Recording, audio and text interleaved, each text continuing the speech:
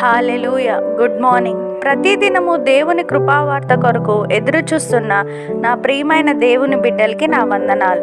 ఈ దినము పరిశుద్ధాత్మ దేవుడు జీవగ్రంథంలో నుండి మన కొరకు ఇచ్చిన వాగ్దానం పేతురు రాసిన మొదటి పత్రిక 5వ అధ్యాయం 10వ వచనం.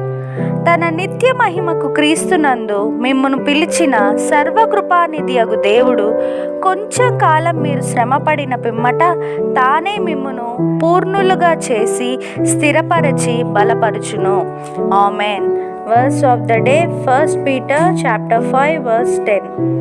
And after you have suffered a little while, the God of all grace, who has called you to his eternal glory in Christ, will himself restore, confirm, strength and establish you.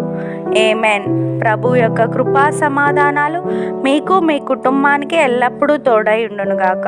ఈ వాగ్దానం విన్న మీ అందరికీ శాశ్వతమైన ప్రేమతో ప్రభు ప్రేమించునుగాక. May God bless you and wipe away every tear from your face. Amen.